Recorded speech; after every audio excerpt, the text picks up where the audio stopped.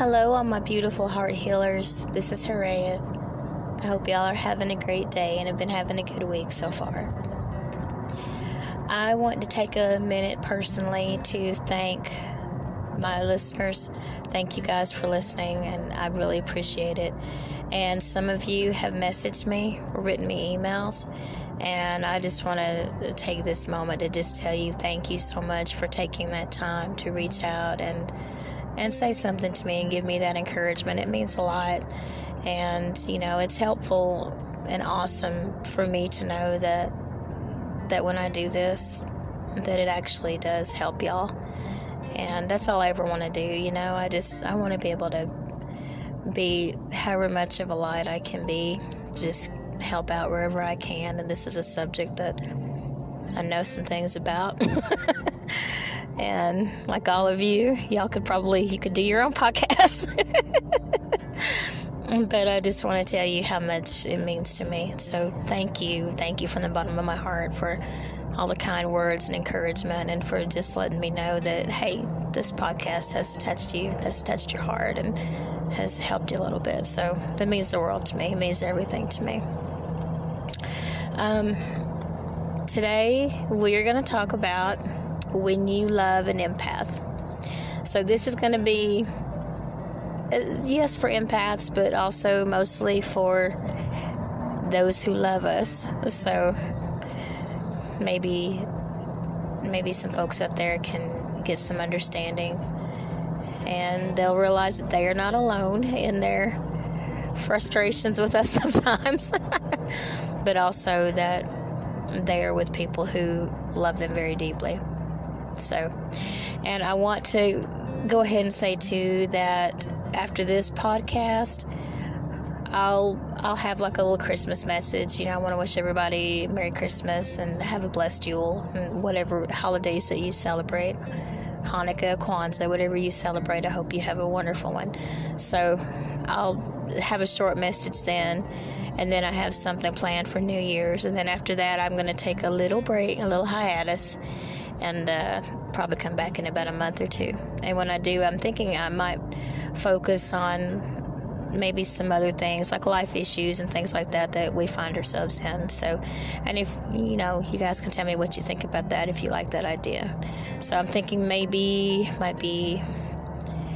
into January or even February before I start back. That'll be my season 2 of the podcast.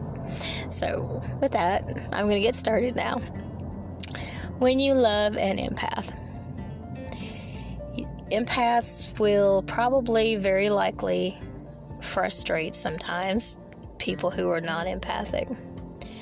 People who are the logical thinkers, analytical thinkers, just your average everyday person, they might find it hard to understand us.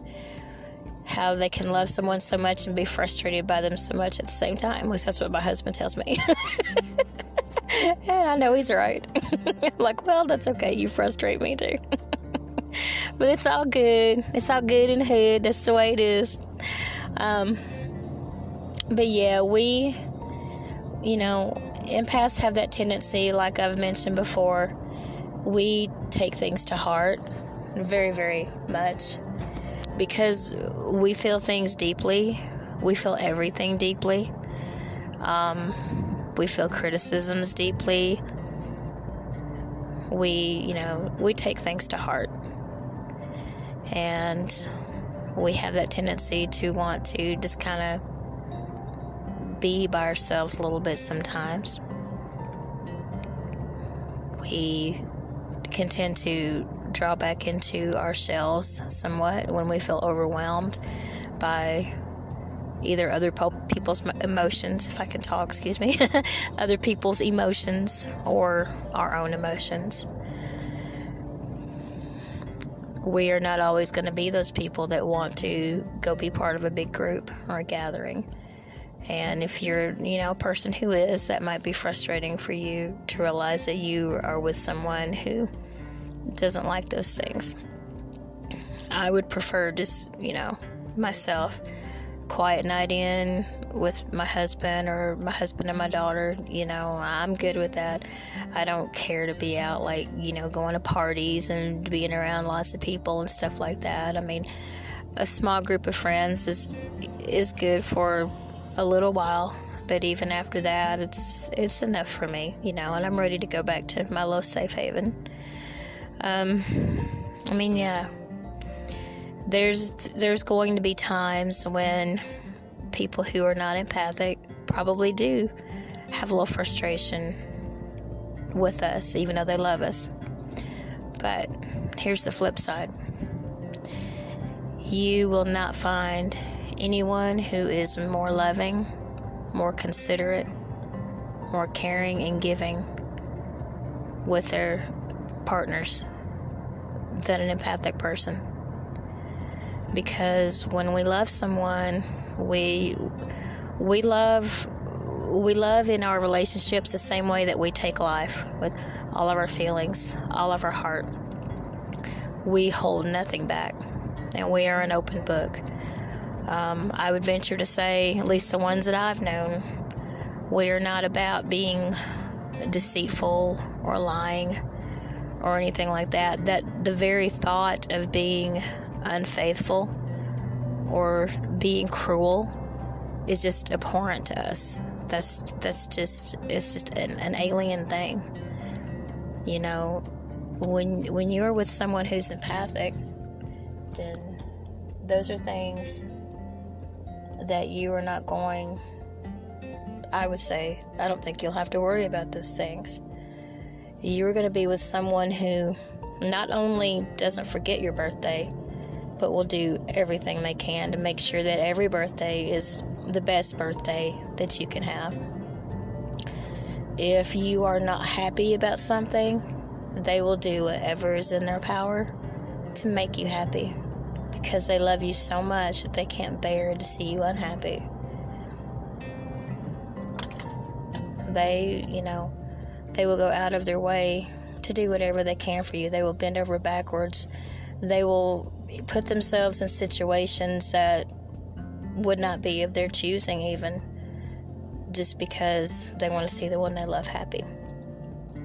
That is just the way it is.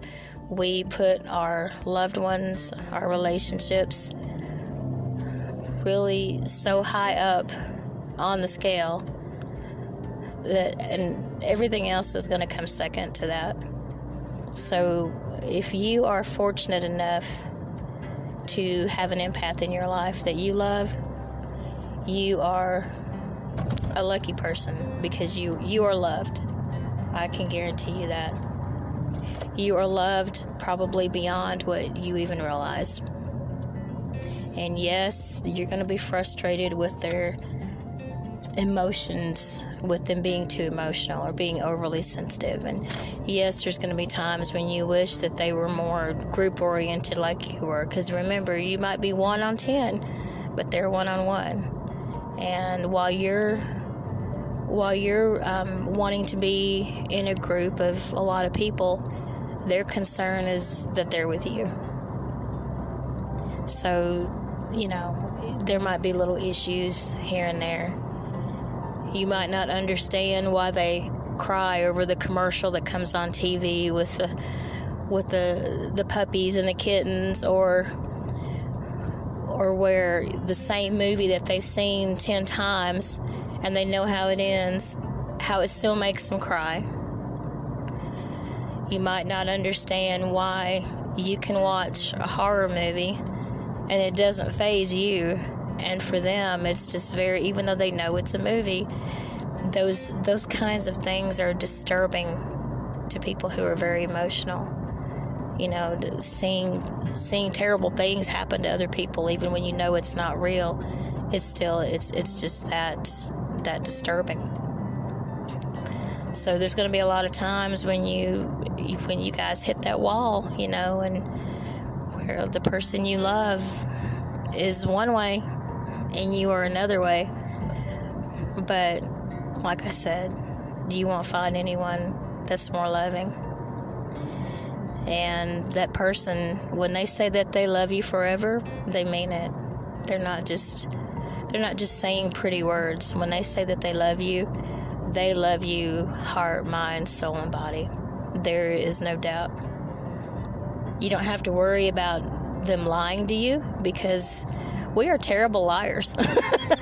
We will, you can tell the emotions on our faces. At least I know with me and the people that I've talked with. And it's just, like I said, we're an open book. I cannot hide my emotions worth anything.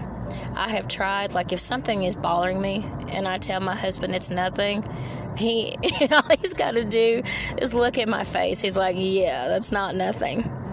I'm terrible at that, because we are so free in our expression, and it's just there.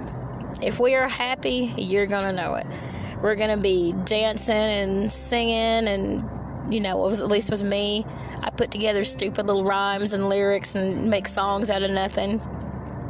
You know when I'm happy, but when I'm down, you know it too. And I think it's like when an empath is happy, the sunshine is out. And when they're sad, it's like the sun's gone away. And,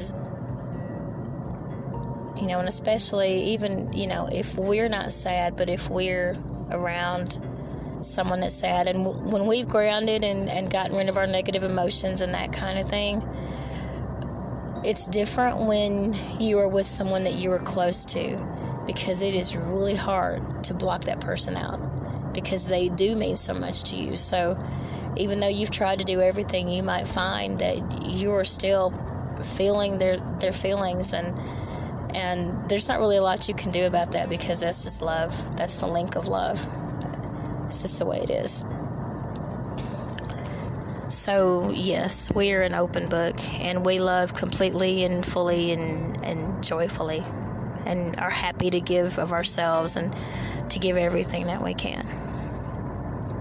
So this little message today is not very long, but I think it's important for people to realize, for non-empathic people to realize, that, don't look at the cons. There are pros and cons of everything in every relationship. No one is perfect. None of us. Empathic or non-empathic, we are not perfect. We are human beings. We make mistakes. And hopefully we learn from those mistakes. Smart people will learn from their mistakes. And when you find yourself in that situation where you're thinking about the negatives, you want to come back to the positives. And like I know, for all of us, we've all had those relationships where we felt like we weren't, loved or valued or anything like that. And empaths, if you are fortunate enough to be with a person who can overlook our sensitivities and our little idiosyncrasies and our weird moments that we have, even if you don't agree eye to eye on everything, no relationship is perfect. And if you've got somebody that loves you regardless of that, then you want to hang on to them. I remember when my husband and I, when we first got together, he said something to me that I had never heard anyone else say, and I thought it was the best piece of advice. And we were talking about, when people argue, and I think at that time we hadn't had our first argument yet, but we've had our share since then. But he said that most people focus on the 10% that's not good. You can have this really great relationship, and maybe 85-90% of it is really good. But then you have that 10% or that 15% that can get kind of sucky. And he said too many people focus on the small percentage of what's wrong instead of looking at the larger percentage of all the good things. And I have remembered that over the years, and I've tried to share it with other people whenever I feel like I can, because that is true. You know, you're never going to find that. There's not a perfect person. There are no perfect human beings. The best thing you can do is find somebody as messed up as you are and that can understand you, and learn from each other. And if you're an empath and you're married to a non-empathic person, then the best thing you can do then is try to help them understand that you are the way that you are. And that's probably not likely to change because it is an integral part of who you are. But if they can understand the reasons why, and, you know, allow you that space when you need that space, or understand why you react certain ways to certain things, then that's a good thing. And non-empathic people, if you can understand that the person that you're with feels things very differently than you do and more deeply than you do, what to you is a slight scratch, to them is a wound. But it's that same sensitivity, that same gentleness of spirit that makes them be the person that you fell in love with. It's what makes them be that person who never forgets your birthday, or tries to surprise you, or tries to make you a nice dinner, or wants to tell you how much they appreciate you. The very same thing that can frustrate you sometimes is the same thing that you love so much about them. So that is all I have to say today. But thank you again for listening to the podcast. I love each and every one of you. And I hope you have a wonderful weekend. And I will talk to you next week.